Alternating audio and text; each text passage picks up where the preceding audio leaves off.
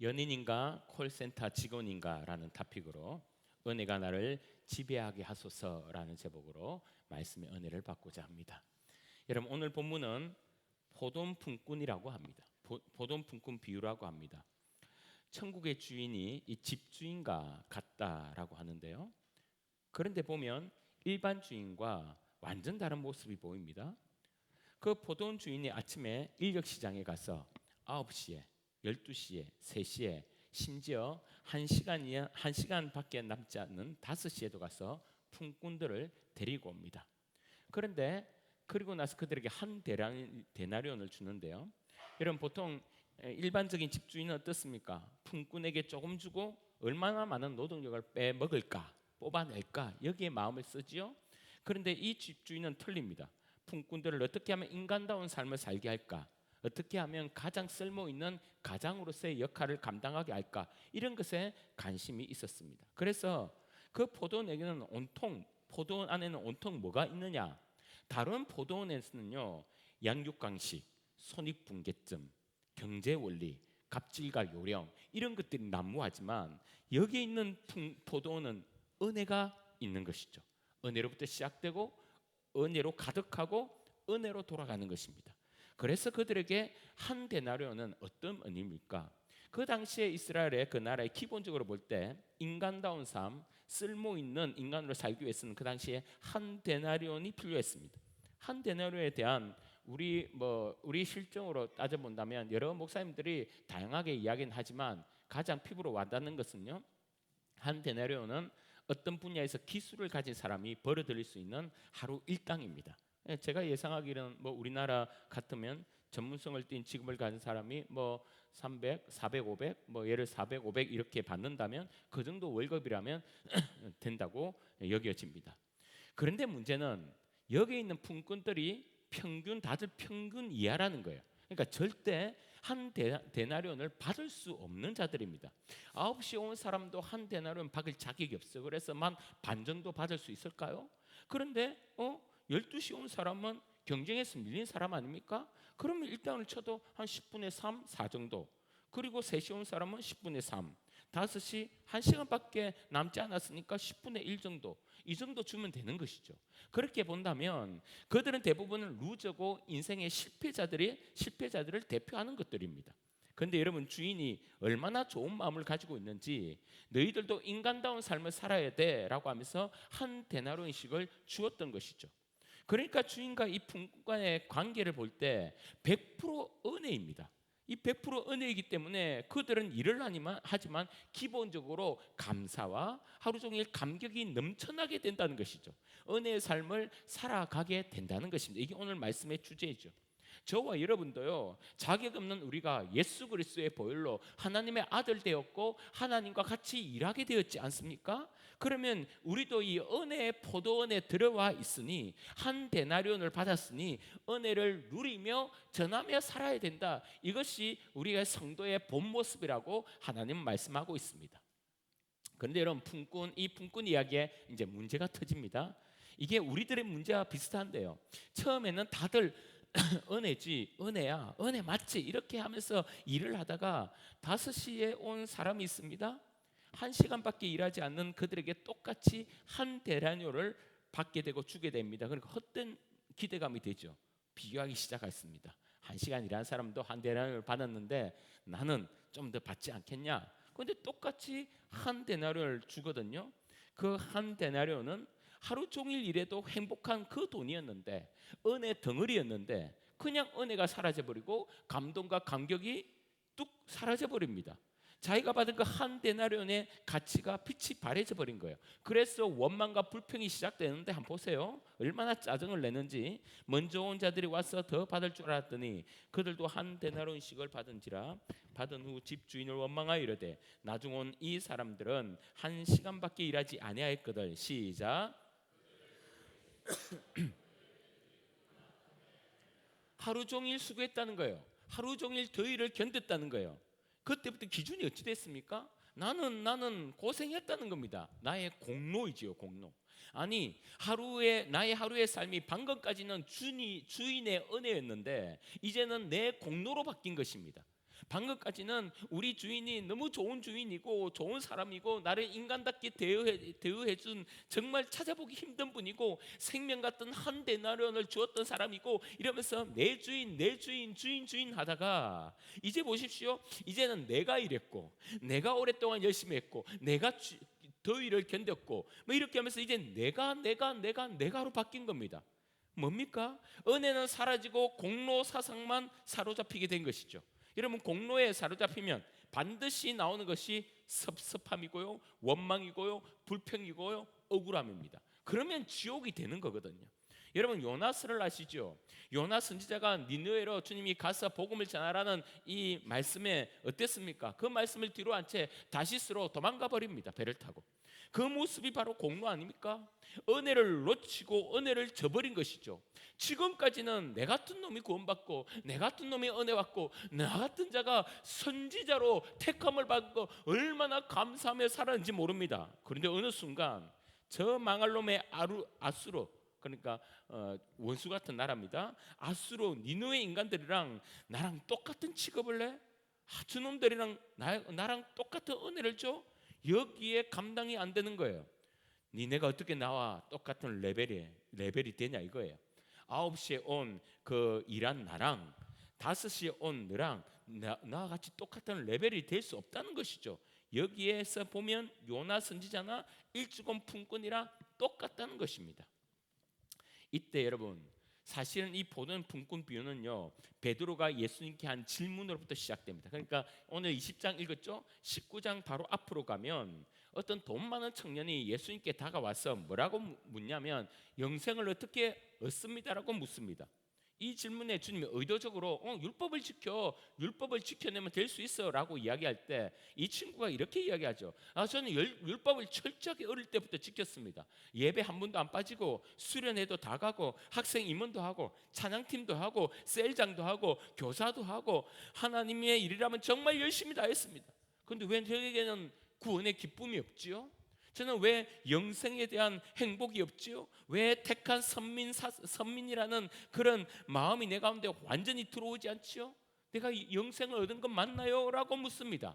그때 주님이 너 모든 재산을 다 버리고 나를 따르라고 했을 때 그 청년은 그냥 고개를 숙인 채 예수님을 떠나버리게 됩니다. 이때 그 광경을 보고 베드로가 이런 질문을 하죠. 이에 베드로가 대답하여 이르되 보소서 우리가 모든 것을 버리고 주를 따라 싸우는데 시작 그런즉 우리가 무엇을 얻으리까? 우리는 저 청년처럼 안 그렇습니다. 우리는 주님을 지금 따르고 있습니다. 배도 버렸습니다. 아비도 버렸습니다. 사업도 버리고 직장도 버리고 주님을 다 따랐으니까 우리에게 주실 보상이 뭡니까? 라고 예수님께 대묻는 거예요. 여러분, 베드로는요 하여튼 참 우리와 비슷한 성정을 가지고 있어요. 그래서 성경을 보면 베드로가 질문한 건 어떻게 우리가 그렇게 궁금한 거 질문을 잘하는지 몰라요. 이 질문을 드렸던 거예요. 우리가 어떻게 합니까? 우리도 똑같죠. 하나님, 우리가 주의를 얼마나 잘 지켰습니까? 내가 헌금도 드렸습니다. 심지어 11조도 꼬박꼬박 잘 냈습니다. 교회에서 봉사도 했고요. 열심히 밖에서 말씀을 가지고 지키려고 애를 썼습니다. 다른 사람보다 그럼 주님 나에게 뭘 더 주실 건가요? 라고 질문한 것과 똑같아요. 이 질문에 방금 이야기했던 포도원 품꾼 이야기가 나오는 거예요. 이 예수님의 답을 우리의 버전으로 제가 한번 이야기해 볼게요. 여러분 이해가 쉽게. 우리가 서로 사랑하는 연인들을 보면 어떻습니까? 객관적으로 남녀 둘이 딱 사랑하는 사람 만나면요, 객관적으로 볼 때 정말로 쓸데기 없는 일을 많이 합니다. 둘이서. 특히 카페에서 차 한잔 시키고 멍하게 얼굴을 서로 쳐다보고 몇 시간을 죽치고 앉아 있는데, 여러분 시간이 금이라고 하잖아요. 시간이. 그러면 그 시간이 얼마나 아깝습니까? 그 시간에 알바라도 하면 시급이 10,000원이 넘는데 돈 안 벌고 그 뭐 둘이 그냥 잠깐 만나고 헤어지면 되지 왜 그렇게 하냐 말입니다. 그리고 나서 이제 집에 각자 가면 되는데 그 먼 거리를 둘이 손잡고 집에 대비해 주고요. 여러분 이게 비효율적 아닙니까? 집에 가서는 하루 종일 같이 있으면 됐지 전화통을 붙잡고 새벽까지 통화를 합니다. 내용을 들어보면 전부 다 쓰잘데없는 이야기예요. 쓰잘데없는. 그런데 그렇게 밤마다 2시간, 3시간씩 전화를 합니다. 여러분 제가 이 전화 부분에서 한번 진지하게 질문을 드리고 싶어요. 그렇게 전화를 좋아하면 그냥 콜센터 직원으로 취업하면 안 될까? 제가 그냥 질문을 드려보는 거예요, 한번. 그런데 얼마나 그게 효율적이고 이득이 있습니까? 그런데 왜 그건 힘들고 괴롭다 못할 짓이다 하면서 그 밤에는 왜 그렇게 전화를 하냐 말입니다. 제가 한번 이야기를 드렸죠. 20년 전인가 이런 기사가 나왔습니다. 감정 노동자 38%가 중증 우울증이라고요. 자살 충동을 경험했다고요.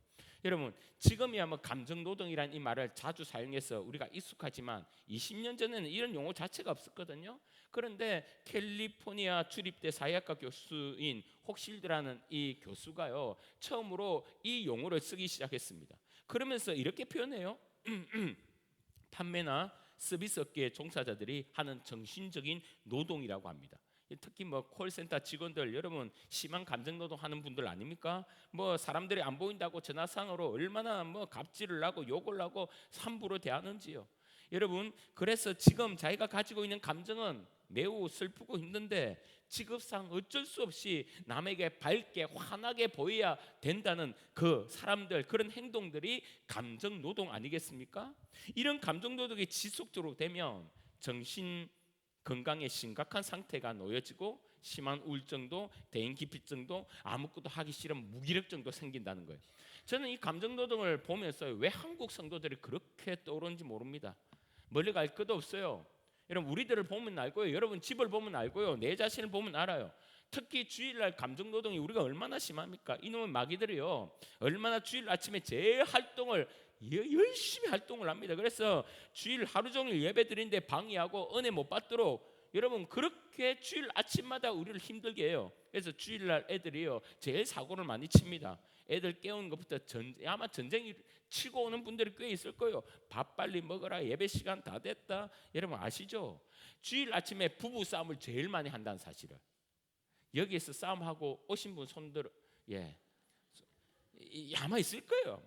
주일 아침부터 한바탕 하고요, 이렇게 오면요 속에서 천불이 나고 막 짜증이 머리끝까지 막 오는데, 그런데 그런 집사님 부부가 교회 문 앞에 딱 들었으면요, 우리는 습관적으로 가면 하나를 딱 쓰지 않습니까? 무슨 가면을 씁니까? 난 괜찮아 가면, 난 좋은 사람이야 가면, 우리 집에는 아무 일 없어 가면, 이 가면들을 하나씩 다 쓰고 오잖아요. 그러면 뭐가 시작되냐면 감정 노동이 시작되거든요. 그러자 쉬고 써요. 톤은 하이톤으로 싹 하고 얼굴이 싹 바뀌면서 안내하는 권사님 보면, 권사님 오늘 좋은 아침입니다. 봄이네요. 권사님 어떤 봄이네요. 할렐루야 이러면서 시작되는 거예요. 속은 불불 끓는데 여러분 얼굴과 톤은 환합니다. 이 갭이 감정 노동을 시킨다니까요. 그래서 주일 오는 것이 어쩔 때는 고역일 때가 있습니다. 우리가 잘 알다시피 최고의 감정 노동자들은 누굽니까? 저 같은 이 교회니까 저 같은 목사, 좀 장로님 같은 중직자 아니겠습니까? 한 번 감정 조절 못하면요, 제대로 하지 못하면 이건 사실 좀 큰일 나는 문제, 성도들이 상처받을 수 있으니까. 그래서 목사님들이나 장로님들이나 주일만 되면요 이 감정 노동한다고 정신이 없어요. 은혜 받을 시간이 없어요. 하루 종일 억지로 가세요. 여러분 집에 딱 가면요 얼굴에 경련이 나요. 하도 웃어갖고.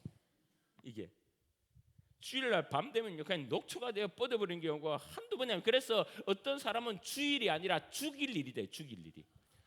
전에 저도 그랬어요. 저도 주일 마치고 나면 집에 들어가잖아요. 그러면 주일날 감정노동을 심하게 한 때가, 그런 날이 있지 않습니까? 그러면 그때만 해도 아이들이 뭐 어렸거든. 지금은 가면 저한테 뭐 안색도 안 하는데, 그때는 가면요 아이들이 어리니까 아빠하고 막 달려들잖아요. 그러면 야 아빠 건드리지 마라. 오늘은 건드리면 안 돼. 여보, 주일날은 아이들을 낳고 붙도록 하면 안 된다고 내가 교육을 시키라고 했어, 안 했어? 아니 주일을 마치면 더 좋은 아빠가 돼야 되는데 하루 종일 감정 노동을 하다 보니까 더 이상하고 더 날카로운 아빠가 된 거예요. 통계적으로요 우울증 사모들이요 우울증이 엄청 많다고 합니다. 목사님이야 어쨌든 간에 여기 와서 뭐 이렇게 발산이라도 하지 사모든 저기 처박혀 갖고요. 여러분 불쌍합니다. 저 사람이요. 우울증이 많다는 거예요. 이런 한국교회 성도들은요 이런 신앙생활 때문에 완전히 죽을 판이에요. 똑똑한 성도 이 바닥, 여러분 한 10년 20년 30년 모태신앙 이런 사람들은요, 이 바닥이 어떻게 돌아가는지 알거든요. 그러니까 똑똑해요. 얼마나 똑똑한지 감동노동 안 하고 예배 드리고 바로 싹 가버려요. 밥 좀 드시고 와서 식사하세요. 아, 급합니다. 왜? 조금만 있으면 더 감동노동을 해야 되니까. 일절 교회일에 뭐 참여나 관심을 안 둡니다. 목장 안 가죠. 왜 감정노동 더 해야 되는데? 어떤 뭐 행사 참석이나 이럴 생각 똑똑합니다. 똑똑해요. 그러고 보면 꽤 많은 교인들이요, 예수 믿는 것 행복이다, 그걸 동의를 못하는 거예요. 예배 드리는 것 감사다, 함께 와서 우리가 교제하는 것 은혜다, 이걸 동의를 못하는 거예요. 동의를 못하는 거예요. 우울증 걸릴 판인데. 왜 그렇죠?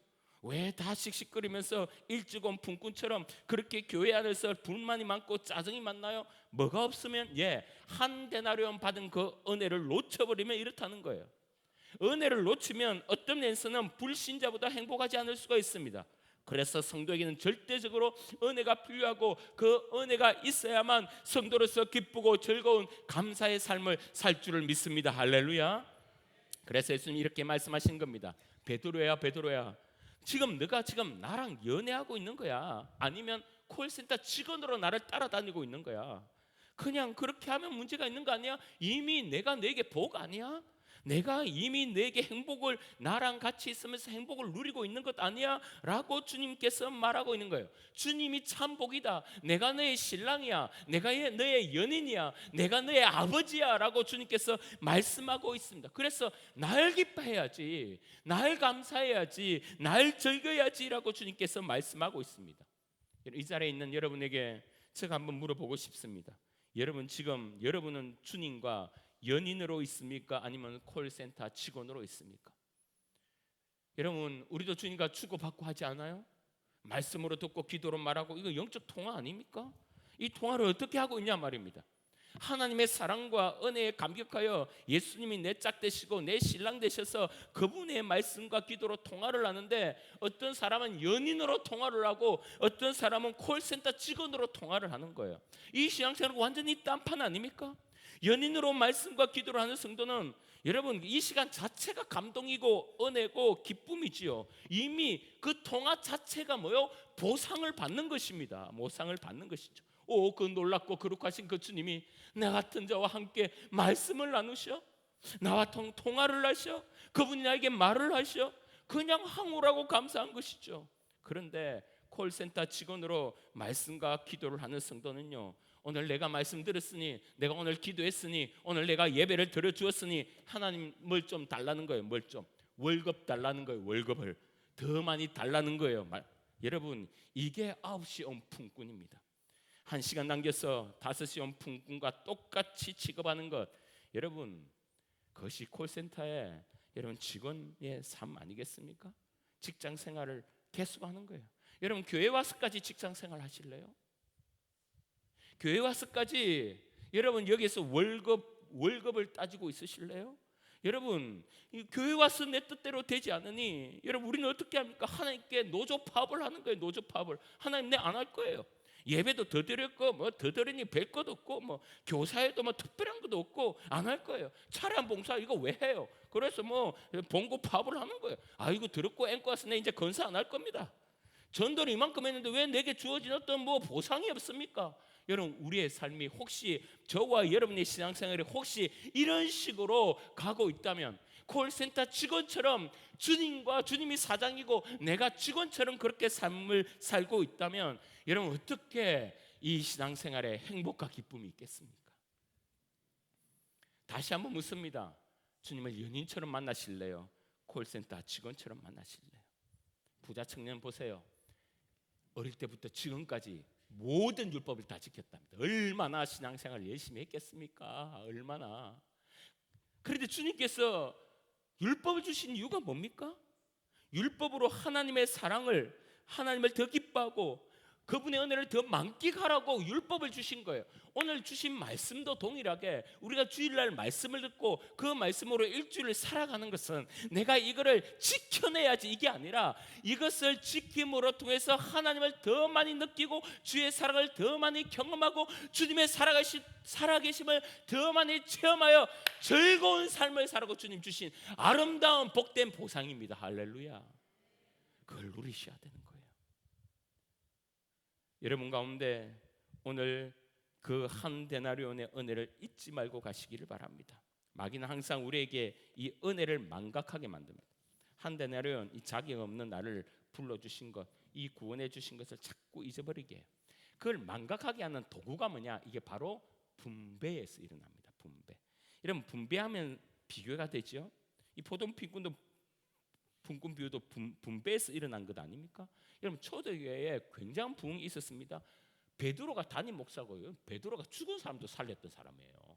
베드로가 담임 목사가 11이 제자들의 장로격이 되고요. 기라슨 같은 영적 지도자들이 다 포진되어 있었고요. 7 지사들이 막 일을 하고요. 막 스데반, 빌립 이런 사람들이 일을 하고. 여러분 그런 교회면 여러분 천국 아니겠습니까? 그런데 그런 초대교회에 뭐 때문에 문제가 생겼냐면요. 분배 문제가 생겼어요. 뭔가 구제를 하는데 히브리파 유대인들과 헬라파 유대인 사이에 문제가 터져서 여러분 그 대부분의 다수가 히브리파 사람들이거든요. 헬라파는 저 멀리서 온 사람들이고, 그러니까 히브리파 사람들이 히브리파 형편을 잘 아니까 그들에게 구제를 더 많이 해주니까 헬라파 유대인들이 그에 대해서 불만을 가지게 됩니다. 그래서 분배가 문제가 생긴 거예요. 여러분 그랬어요. 모든 공동체는요 이 분배 부분에서 문제가 생길 수밖에 없습니다. 그 놀라운 사람들이 포진되어 있는 그 초대교회도 문제가 생기는데 하물며 한국교회이며 하물며 여러분이 다니고 있는 직장이겠냐 말입니다. 모든 부분에서 분배의 문제가 생긴다는 거예요. 이강규 목사님의 탈북자 사역 이야기를 들었습니다. 한 사람이 탈북해서 백두산 근처로 도망을 갔는데 이 북한에 있는 수용소에서 이제 이 3년 동안 있으면서 살과 근육이 다 빠져버렸어요. 자기가 보니까 수용소 한 1년 있는데요 800명 수용할 수 있는 수용소에 3,000명을 막 꾸겨 넣었더랍니다. 심한 노동에 뭐 의식주가 제대로 구비되지도 않으니까 무려 1년에요 1,500명이 죽어가더랍니다. 그래서 자기도 이제 막 탈진해서 거의 반 시체가 되니까 반만 축내는 놈이라고 그냥 이제 쫓아 보내버립니다. 이분이 정신 차리고 뭐라도 먹어야겠다 싶어서 중국 가면 흰쌀밥 있잖아요. 그거 먹을 수 있다는 소리를 들은 거예요. 무작정 압록강을 건넙니다. 그때 건너다가 경비대에 추격을 받게 됩니다. 사람이랑은 참 대단하죠. 추격을 받으니까 그 뭐 뼈밖에 남지 않은 그 사람이요 순식간에 산을 2개를 넘어버렸다는 거예요. 한참 가니까 이 이제 백두산 이 근처에 집이 하나 있길래 들어갔더니 그게 바로 선교사님 집입니다. 선교사님이 일부러 거기에다가 집을 지어놓고 자기 같은 사람을 먹여 살리려고 의도적으로 거기에 이제 집을 마련해 둔 거예요.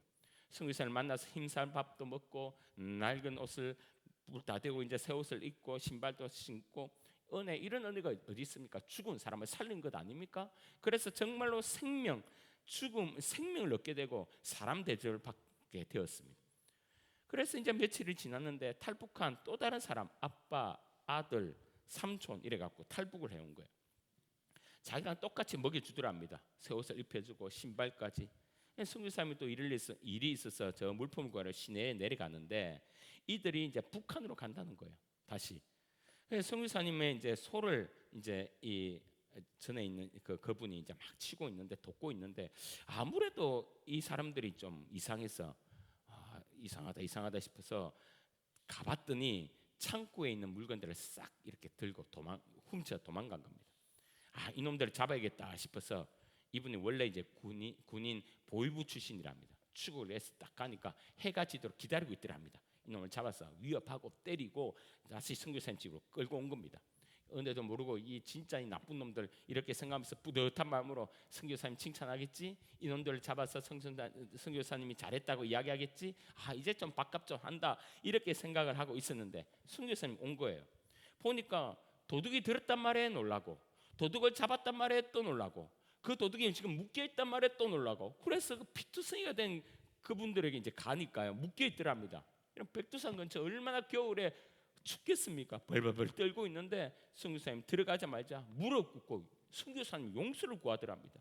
내가 당신들이 원한 게 있는데 내가 그냥 내 마음대로 내가 주고 싶은 걸 줬다고 미안하다고 당신들이 필요한 걸 못 줬다고 이러면서 당신들에게 묻지 않아서 죄송하다고 용서해다고 용서를 빌고 있는 거예요. 그러니까 그 도둑질했던 그 탈북자가 아니 왜 선교사님이 그러냐고, 내가 용서를 구해야지, 이런 것을 지금 누가 보고 있냐면 잡아온 그 탈북자가 보고 있는 겁니다. 이게 무슨 일이지? 이러면서 생각하기를, 야, 이게 예수 믿는 거야? 이게 예수 믿는 거면 난 정말 예수님 믿고 싶다. 그러면서 예수님을 영접하게 됐다는 거예요. 여러분, 선교사님과 탈북자의 차이는 뭡니까? 분배의 방법이 틀리잖아요. 어떻게 분배를 하는가 보면 그 신앙을 알 수 있지 않습니까? 보이부 탈북자도 방금 온갖 은혜를 받았잖아요. 그 은혜를 받았는데 그 은혜를 까먹고 다른 탈북자를 죄인 취급하며 때리잖아요. 5시 온 품꾼을 품지 못하잖아요. 때려잡잖아요. 똑같이 선교사님도 누구의 은혜를 받았겠죠? 은혜를 받았으니 선교사까지 사명을 감당한 거 아니겠습니까? 그런데 자기를 배신한 것을 전심으로 받아들인 겁니다. 구원의 은혜를 잊지 않으니 그의 사명을 감당하며 예수님을 드러내며 살게 된 것이죠. 여러분, 이런 생각 해보지 않으셨습니까? 그 주인이 엄청 돈이 많은 포도원 주인이에요. 그렇다면 그 주인이요, 그 품꾼들에게 돈만 한 데나리온씩 주고 그냥 집에 가라고 해도 될 판인데 왜 굳이 일을 시켰을까? 그런 생각 안 해보셨습니까?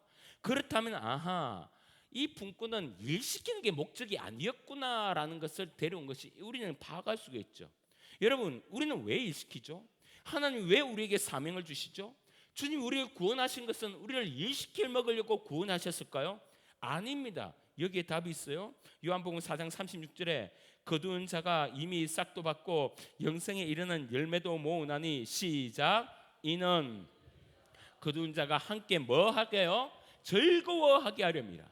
주인의 일을 하면서 주인과 함께 일하는 것이 즐거워하는 것, 이것이 행복이라는 것을 가르쳐주고 행복을 누리려고 그들에게 일을 준다는 거예요. 여러분, 지금 이게 전도 부분을 이야기한 거 아닙니까? 뿌리는 자, 거두는 자. 이런 구원받은 자는요, 여러분 아셔야 돼요. 이미 결정되어 있습니다. 우리 교회가요, 여러분 전도하지 않아도, 저와 여러분이 굳이 전도하지 않아도요, 하나님 어떤 방식으로는 간에 하나님이 택한 백성을 반드시 구원합니다. 할렐루야. 여러분, 하나님이 어떻게 자기 자식을 구원하지 않겠습니까? 여러분, 요즘 아십니까? 요즘 가장 복음이 뜨겁게 역사하는 나라가 어딘 줄 압니까? 바로 이란입니다. 이란. 그 독한 무슬림 소굴에 예수 믿는 자들이 엄청 많이 생겨나고요. 지금 그 어느 나라보다 이란의 복음화율이요 폭발적으로 일어납니다. 여러분, 거긴 전도를 제대로 못해요. 선교사들도 못 들어가요. 그런데 그곳에 어떻게 구원의 역사가 일어났냐? 간증을 들어보니까 다들 꿈으로, 환상으로 자다가 예수님의 빛을 쫙 내면서 주님이 나타나셨다는 거예요. 그걸 보고 교회에 꾸역꾸역 오는 겁니다. 환청이 들렸대요. 어떤 환청? 내가 곧 길이요 진리요 생명이다. 이 환청을 듣고 성경을 열어보니 예수님이 하신 말씀이라. 그래서 목숨을 걸고 교회를 찾아오는 거예요. 여러분, 전도자가 가질 못하면 하나님 백성은요, 하나님 자녀들은요, 하나님의 방법대로 반드시 구원하십니다. 여러분, 그래서 저와 여러분이 전도 안 해도요, 하나님의 택하신 백성은 반드시 구원받게 되어 있습니다. 할렐루야. 우리는 그걸 믿어요. 그렇다면 주님 왜 우리에게 전도의 사명을 주시냐 말이에요. 왜 그렇죠? 오늘 말씀처럼 뿌리는 자와 거두는 자가 똑같이 함께 뭐 한다고요? 즐거워한다고요.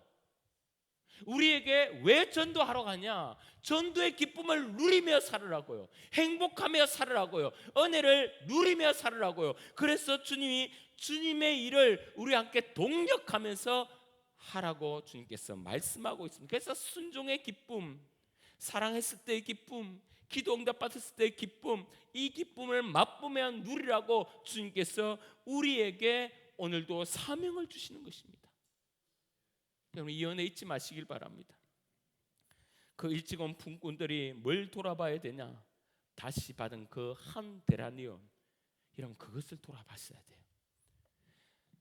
옆에 5시에 온 그 사람이 받은 그거 말고, 비교 말고 내가 받은 한 데나리온, 이게 바로 구원이고, 이게 바로 예수님이고, 이게 바로 십자가거든요. 성도가 받은 최고의 은혜 아닙니까? 예수 그리스도에게 포커스, 예수 그리스도에게 집중해야만 여러분 그 삶이 온전해지며 기쁨이 사라지지가 않아요. 한 애가 어렸을 때 눈이 안 좋은데 심한 원시입니다. 원시. 그래서 심한 원시는 초점이 안 맞는 거예요. 그래서 아이가 자꾸 인상을 찡그리고 그리고 보려고 하니까 사시가 되고, 그래서 엄마가 아이를 보고 자꾸 너 얼굴 좀 찡그리지 마라, 인상 좀 펴고 살아라, 이렇게 자주 혼을 냈답니다. 하도 이상해서 이 안과에 가보니까 이 초점이 안 맞아서 그렇다는 거예요. 그래 안경을 씌워주니까 잘 맞는 거예요. 여러분 초점이 안 맞으면 찡그리게 돼 있거든요. 여러분 왜 찡그린 줄 압니까? 여러분 왜 자꾸 화가 나는 줄 압니까? 여러분 왜 삶에서 자꾸 욱욱욱 이렇게 여러분 가운데 막 이 화가 나서 견디지 못하는 그런 삶을 사는 줄 압니까? 왜 우리가 불평과 원망이 가득 찬 줄 압니까? 뭐가 안 맞았어요? 초점이 안 맞았어. 그래 초점이. 우리가 예수 그리스도 그 십자가에 우리의 온 정신과 초점을 맞추면, 그 한 데나리온의 초점을 맞추면, 내게 주신 구원의 은혜에 초점을 맞추면, 내가 죽어도 천국 가는 이 놀라운 비밀의 초점을 맞추면 여러분 삶 가운데 찡그릴 일이 없어요. 찡그릴 일이, 불평할 일이 없단 말이니까. 여러분 가운데 그 삶이, 여러분의 삶이 십자가 가운데 달려가시기를 주의 이름으로 축원합니다. 여러분 화내질 거예요. 화내질 거예요. 여러분 돈 없다고 찡그리죠. 사실 돈 때문이 아니에요. 십자가에 여러분의 심령이 안 맞춰졌어. 그래 안 맞춰졌어. 말씀을 맺어가겠습니다. 평생 북한 선교를 하신 이상 목사님이 북한 이야기를 몇 가지 했는데요. 그 당시 김일성 시대인 것 같아요. 미국 시민권을 가진 이 이상 목사님이 이제 이 북한에 여행을 왔는데, 안내원들 있지 않습니까? 그 안내원들, 북한 안내원들이 이제 관광을 이렇게 인도를 하는데, 보통 이 안내원들이 굉장히 태도가 투박하답니다. 엄난패설도 하고 행동이 막 이렇게 좀 거칠기도 하고. 그런데 그 자기를 안내한 그 안내원은 굉장히 진지하면서 친절하답니다. 그래서 이제 마지막 이제 평양으로 가려고 신의주에서 기차를 타고 갔는데 이 그 안내원과 같이 이제 안내원들과 식사를 같이 하게 됐답니다. 이제 그런데 자기를 위해서 한 10일 정도 고생을 하니까 마음 한켠에 이 안내원 참 전도하고 싶다 이런 마음이 들어요. 그런데 북한이라 함부로 전도가 되지 않지 않습니까? 그래서 주저주저 하고 있는데 그 앞에 청년을 보고요, 막 마음에 나는 곧 자유의 땅으로 가는데 이들은 이렇게 비참하게 살아야 되나 생각하면서 울컥하더랍니다. 막 울컥하면서 눈물이 막 나고 이렇게 하니까 청년 그 안내원이 선생님 밥 먹다고 울면 체합니다. 그러면서 물을 따라주는데 이 물은요 김일성 사인이 있는 거예요. 이 물을 먹으면 건강해진다고 막 그렇게 이야기하면서 하는 겁니다. 그래서 그 목사님이 야, 이 물을 마신다고 뭐 건강해지냐, 뭐 오래 사냐, 오래 살려면 하나님 이렇게 하다가 하나님이란 단어 쓰면 안 됐지, 오래 사는 것은 조물주에 달렸지 이렇게 이야기를 한 겁니다. 그러니까 하나님 대신에 조물주라는 단어를 썼어요. 이 말이 끝나자마자 그 청년이 맞아요, 오래 사는 것은 하나님에게 달렸지요. 깜짝 놀랐습니다. 아니 그러고 보니까 그 청년이 눈물을 흘리고 있는 거예요. 그 옆에는 공산당원들이 앉아 있고요. 그 기차칸 안에서 막 도청장치 이렇게 다 있답니다. 목사님이 야, 너 아까 그 말해도 되냐? 그러니까 하는 말이 목사님이시죠? 목사님 혹 아세요? 뭘? 제가 실수는 했지만 제 입으로 하나님이라고 불러본 이 기쁨을 목사님 아세요? 여러분, 우리는 너무나도 자주 때론 아무 생각 없이 하나님, 예수님, 성령님, 은혜다, 축복이다, 할렐루야다, 아멘이다 이런 우리는 그냥 마음껏 쓰지 않습니까? 그런데 그 청년은 북한 땅에서 그 자리에서 하나님이라는 이 단어 불러보았다는 그 기쁨을 아냐고 우리에게 묻는 것 아니겠습니까? 목사님, 우리 어머니가 저에게 매일매일 신신당부를 했습니다. 나도 모르게 하나님이란 단어가 툭 튀어나올까 봐. 그런데 제가 목사님과 같이 열흘 동안 있다가 보니까 제가 깜빡하고 하나님이라고 이야기했습니다. 그런데 목사님 왜 이렇게 기분이 좋죠?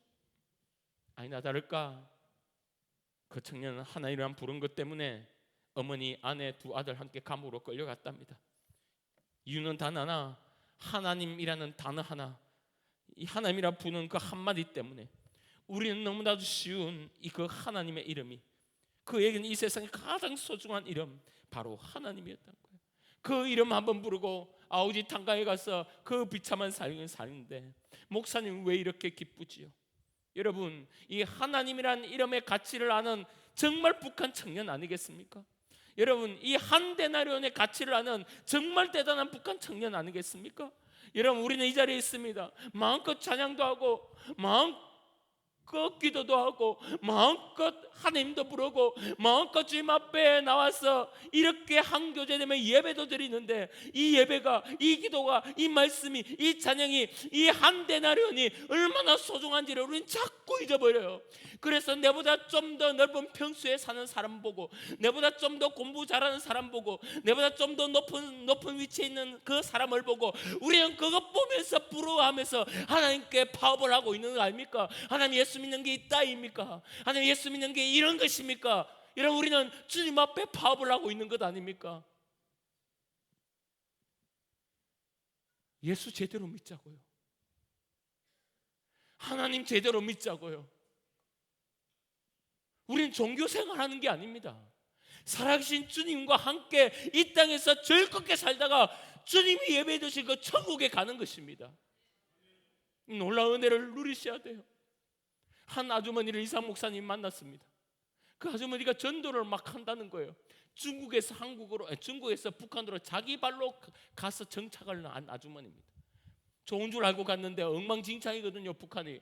그래서 하나님 왜 나를 이런 곳에 보내셨습니까? 라고 원망을 하니까 하나님이 그 아주머니에게 왜 보냈냐고? 내 이야기 좀 하라고 보냈지, 내 이야기. 그 음성을 듣고 27년 동안 무려 북한에서 12가정 24명을 전도했다는 거예요. 여러분, 북한에 전도하기 쉽습니까? 바로 그냥 총살인데. 그런데 어떻게 전도했느냐? 중국에 다 친척들과 부모님 있으니까 거기에서 이 물건을 다 목숨 걸고 떼가지고 어떻게 북한 이웃들에게 다 나눠준 거예요. 처음에는 뭐 전혀 감동이 없다가 개수하니까 2년 정도 지나면 늘 이렇게 묻는답니다. 아니, 어떻게 이런 것을, 귀한 것을 나눠줘요? 라고 하니까 그때 아줌마가, 나는 맨션이 있어요. 아, 무슨 맨션? 죽은 후에 갈 맨션이 있어요. 아, 그러면 나도 맨션에 갈 수 있어요? 못 가죠. 애비가 다른데 당신 애비랑 내 애비랑 다르잖아. 내 애비는 하나님이고 당신 애비는 아니잖아라고 이야기하니까, 애비가 같아지는 방법이 뭐예요? 라고 물을 때 예수님 믿고, 예수님이 나의 죄를 위해 죽으심을 믿고 그분을 의지하면, 그분이 길과 진리와 생명이란 것을 믿으면 애비가 똑같아진다고, 하나님 아버지가 똑같아진다고 그러면서 복음을 전한 겁니다. 여러분, 그 목사님이 물었대, 이사 목사님 어떻게 기도하시냐고. 그러니까 우리는 기도를 못해요. 그런데 제가 어떻게 기도하냐면, 제가 바로 기찻길 옆에 집이 있거든요. 그래서 기차가 지나가는 그 시간을 기다렸다가 지나가는 찰나에 주여 하고 주님 앞에 기도한답니다. 찬송을 부르면 그냥 찬송을 부르니까 개사를 내서 김일성 찬양하는 찬송 있잖아요. 거기에 하나님 이름 부르고 흥얼거려 이러면 그 노래를 부르는구나 라고 생각을 한답니다. 여러분, 그분이 톰슨 성경이라는 큰 이 두툼한 성경이 있어요. 이 성경 가지고 싶은 게 소원이었답니다. 그것을 가지고 북한에 들고 간대요. 그래서 이사 목사님이 그 잘못 들고 가면 죽어라고 이야기했는데 그거 결국엔 들고 가다가 순교했습니다. 여러분 보십시오. 일주건 품꾼처럼 하나님에 대한 진한 사랑, 하나님에 대한 정말 갈급함, 그 은혜로 예배드리고 그 은혜로 찬양하고 그 은혜로 기도했던 그 사람, 얼마나 하나님 앞에 귀하게 쓰임받았겠습니까? 누군 하나님 이름 한번 부르고 싶어서 아우지 탄강에 가고, 누군 주여 한번 그렇게 뜨겁게 기도하고 싶어서 기차가 지나가는 그 시간만 기다리고 있고, 누구는 개사를 해서 찬양을 하는데, 여러분 저와 여러분 지금 다 누르고 있지 않습니까? 마음껏 기도하고 마음껏 부르고 마음껏 찬양하고 마음껏 하고 마음껏 다 하는데 왜 짜증내냐 말입니다. 왜 힘드냐 말입니다. 왜 눈물 흘리냐 말입니다. 왜 불만이 그리 많단 말입니다. 저에게도 하는 말이고요, 지금 여러분의 심령에 성령께서 하는 말씀입니다. 누구는 성경책 하나 얻고자 생명을 끌었는데, 우리 집만 해도 성경책 10권이 넘어요. 10권이. 여러분 집에 성경이 막 쌓여있는데, 여러분 정작 우리는 그 쌓아놓은 성경은 두고 유튜브만 보고 있는 우리의 모습 보며 우리의 모습이 어떠냐 말입니다. 오늘 주님 앞에 다시 한번 기도합시다. 하나님, 내가 정말로 주님 앞에 연인으로 서 있습니까? 콜센터 직원으로 신앙생활 합니까? 오늘 내게 한 데나리온의 그 구원의 은혜를 다시 한번 내게 주셔서 그 은혜로 오늘 하루, 아니 일주일을, 아니 평생을 주님 찬양하며 살아가는 믿음의 거룩한 주의 백성 되게 인도해 달라고 여러분 그렇게 주 앞에 나가기를 주의 이름으로 축원합니다. 찬양하며 나가겠습니다. 오늘 말씀을 기억하며 이 찬양을 했으면 좋겠습니다. 아무런 자격 없는 나를 위해, 아무런 소망 없는 나를 위해 나를 불러 품꾼 삼아 한데 나를 구원을 주시고 나와 함께 주의 거룩한 일을 동력하게 하신 주님, 여러분 그것만으로도 우리가 벅차고 감사합니다. 하나님, 오늘 그 은혜를 다시 한번 누리며 만끽할 수 있도록 나를 불쌍히 여겨달라고, 주님의 은혜 가운데 감동하게 해달라고 그렇게 찬양하며 기도하며 나가겠습니다. 아무런 자격 없는, 아무런 자격도 없는 나를 위해, 아무런 소망도 없는, 아무런 소망도 없는 나를 위해 사랑한다, 사랑한다, 사랑한다, 사랑한다 말하시네. 이 낮은 날 위해 한 번 더 고백합니다. 아무런 자격도 없는, 아무런 자격도 없는 나를. 여러분 이 찬양을요 직원처럼 부르지 마세요. 이 찬양을요 신부처럼, 하나님의 자녀처럼 사랑한다, 사랑한다, 사랑한다 말하시네. 이 낮은 날 위해 이제 나는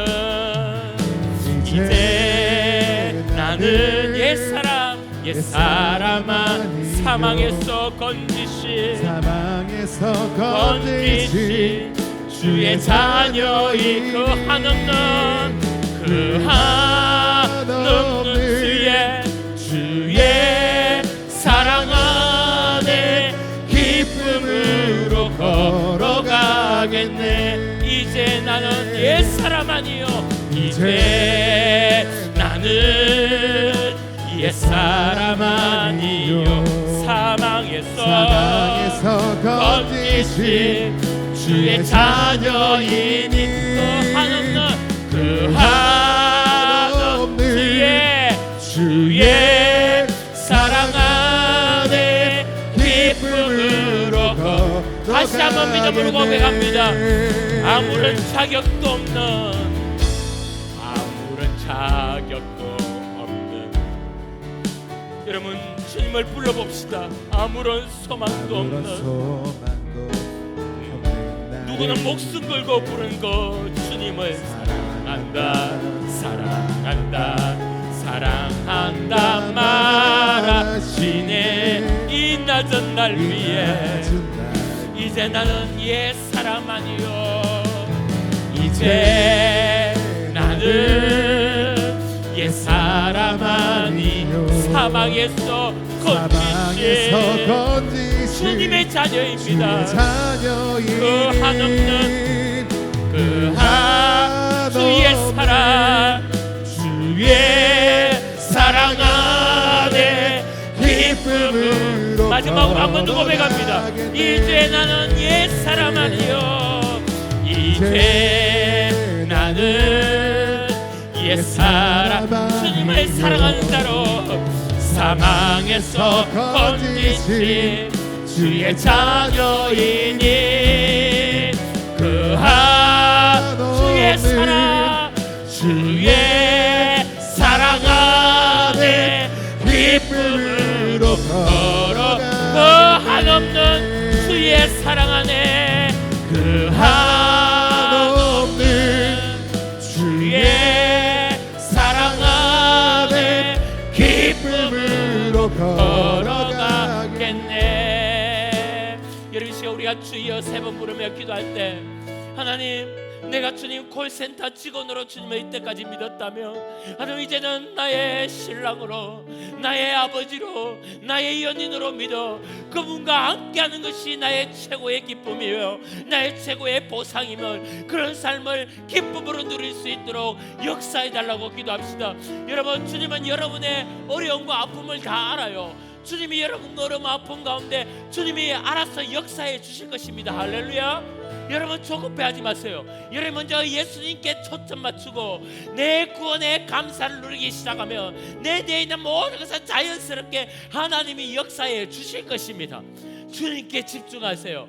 하나님께 내 마음을 드리세요. 지금 이 시간 우리가 주여 부를 때 저 위쪽 나라에는 주여 부는 건 목숨 걸어 부려야 되는 그 외침이에요. 그러나 우리는 얼마나 감사해요. 이 시간 우리는 마음껏 부를 수 있잖아요. 그 목숨 걸고 부르는 그 가치만큼 우리 이 시간 주여 목숨 걸어 부르어 하나님 앞에 간절하게 기도하며 오늘 말씀으로 새롭게 되기를 소원합니다. 주여 세 번 부르고 기도합니다. 주여, 주여, 주여. 감사합니다. 나를 풍성으로 채워서 한자들을 구원해 주시고 나의 마음과 걸어드리려고 하신 주님, 어디서 어떤 믿음으로 살아 나에게 영광 돌며 살기를 소원합니다. 나에게 예수를 주시고 나에게 예수를 들어주시고 아주 구원해 주시 하는 차하게 하신 주님, 모든 믿음으로 이 자리에 나와 예배드리는 주의 아들들 가운데 예수 그리스도의 초점을 맞추고 나를 위해 죽으신 것 십자가의 은혜에 내 삶을 집중하여 아버지 그대로 이 세상을 불평과 짜증으로 살지 않게 해주시고 하나님께 영광 돌리며 믿음으로 사는 주의 아들 될 수 있도록 아버지 나를 붙들어 주시고 있어요 주소서. 하나님께 영광 돌리는 믿음의 사람 될 수 있도록 주여 또 나를 붙들어 주시옵소서. 성령이여 우리의 성도들의 모든 아픔과 걱정과 염려를 하신 주님, 주님과 모든 것도 올려드립니다. 하나님 주님의 시간에 놀랍게 역사할 뿐만 아니라 우리는 주님 먼저 그의 나라와 그의 나라를 구하고 한 가운데 나간 믿음의 사람 주여의 낙서 하나님 그런 내로 사랑하는 주의 아들 될 수 있도록 주여 도시고 인도하여 주시옵소서. 아멘 아멘 아멘 아멘 아멘 아멘. 사랑의 주님, 오늘도 주님 앞에 나와 이 예배드린 놀라운 최고의 보상에 하나님 내 같은 자를 구원하시고 나를 아들이라 딸이라 칭하시고 나를 사랑하는 신부라 말씀하신 주님, 오늘 그 놀라운 은혜로 이 시간 나와 그 주님과 영적인 로맨스를 누리며 주님께 기도하며 주의 말씀을 들으며 아버지 이 시간 예배로 한 시간 주신 놀라운 은혜를 찬양합니다. 주여 예수 그리스도께 집중하게 하여 주소서. 나의 구원의 은혜에 주여 우리의 삶의 포커스를 맞추어 그 은혜로 이 세상의 어떤 어려움도 능히 감사로 기쁨으로 살아내는 주의 아들 딸 될 수 있도록 역사하여 주시옵소서.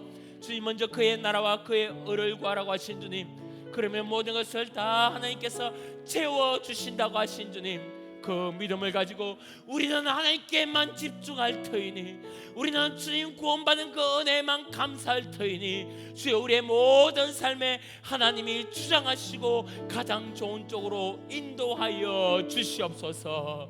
감사드립니다. 오늘 귀한 헌금 드렸습니다.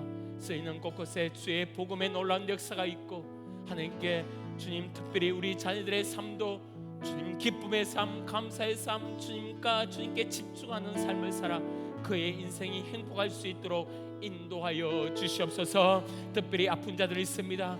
영적으로 눌린 자 있습니다. 가슴이 주님 힘든 자 있습니다. 가시어서 깨끗한 치유의 역사가 일어나도록 도와주시옵소서. 예수님 이름으로 기도합니다. 아멘.